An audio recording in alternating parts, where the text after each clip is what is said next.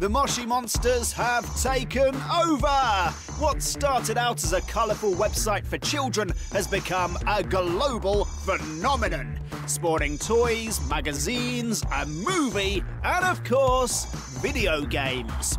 Katsuma Unleashed is the third Moshi outing on a Nintendo handheld, the first on the 3DS, and if you're not familiar with the series, you might assume it's bad, awful, rubbish, just some cheap, nasty cash grab designed to hoodwink kids and fleece parents. But you know what?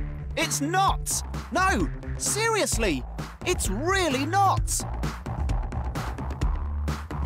Okay, so it sort of is, but only in the broadest, least offensive way possible. Katsuma Unleashed is a stage-based, side-scrolling platformer with collectibles and secrets and a world map and all the most popular Moshi monsters awaiting rescue and collection.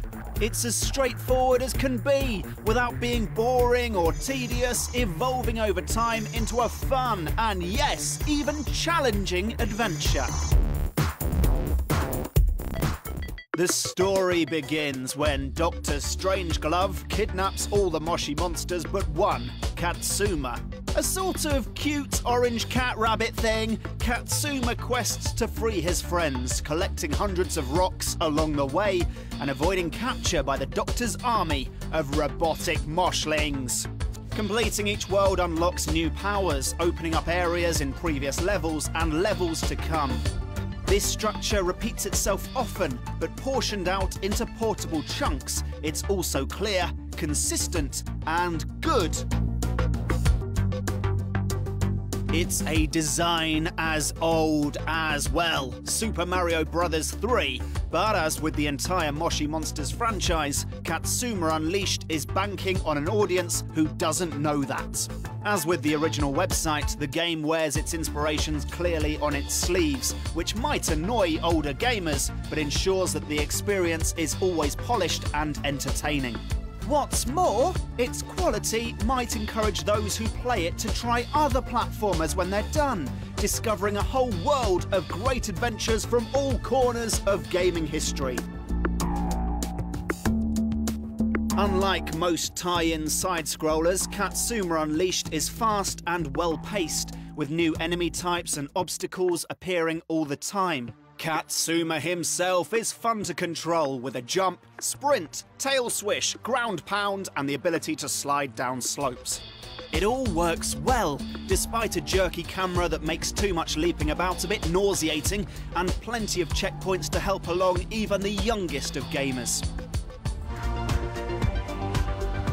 Visually, the world of Moshi Monsters is vibrant and colourful, but also a little plain. And while the 3D effect looks good, the speed of the gameplay when it's turned on can give you a headache. Menus are nice and clear, and it's easy to see what you've done and haven't done, giving the game not only replayability, but a sense of mystery, the sort of thing that won't just entertain kids, but challenge and inspire them as well. Our only real gripe, and this is true of the entire Moshi Monsters franchise, is that there's very little ambition on display in Moshi Monsters Katsuma Unleashed. It makes no attempt to try to be anything new or original, and that's a shame, because it's obvious that the developers understand good game design enough to create something with more value.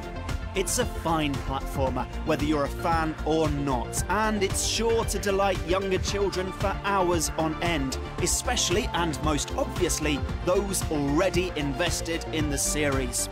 The Moshi Monsters may have taken over, but if you're an experienced gamer, you might not find much about them worth your time.